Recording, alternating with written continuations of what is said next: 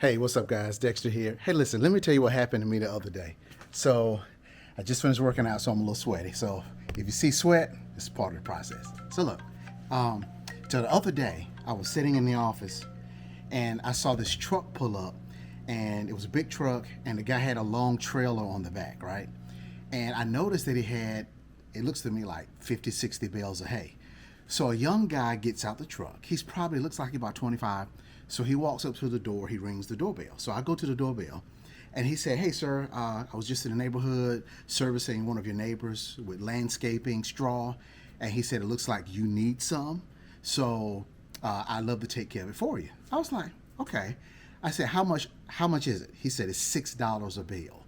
Now, a couple of years ago, somebody came through here and I gave him $4 a bill. So I'm like, that's a little steep. So he looked around, he looked outside, he said, "Well, looking at the landscaping, it may take about 50 bales. And at $6, I'm like, nah, I don't want to pay that much." I said, "I'll do 25." I said, "So give me 25 bales. You can start at the street and then just do the landscaping in front of the house and the flower bed." I said, "You don't have to do out near the trees. Don't worry about that. Just put it, next to the house." And he was like, "Okay." I said, "So you're going to do 25 bales and you're going to, put it in front of the house?" He said, "Yeah." So I closed the door and go back and sit down. A few minutes later, well, I told Tanya what happened. A few minutes later, I look outside. The guy is gone. So the young dude gets in the truck and drives off. I want to know what you think about that. So I'm old school, right? I was born in 1973. So let me tell you what I was thinking. I walked back in the house and I said, "Tanya, he's gone." I'm like, man, okay, if you're gonna not do the work, if you're just gonna take off, at least let me know.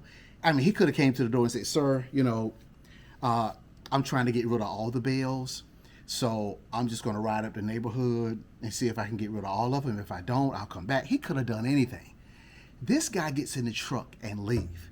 And I'm thinking to myself, and this is something that I tell our kids, Morgan and Tyler, about. I'm like, a bird in the hand beats two in the bush.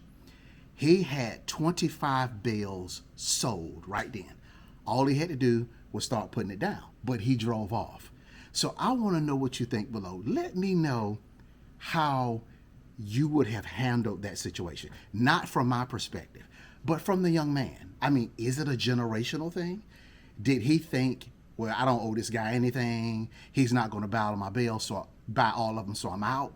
What do you guys think? I would love to know, because we got generations at work here, and we're trying to understand just how people think. So I'd love to know what you guys think. I thought it was pretty interesting. I mean, I'm like, wow, he just took off. So what do you guys think? Let me know below. Talk to you soon.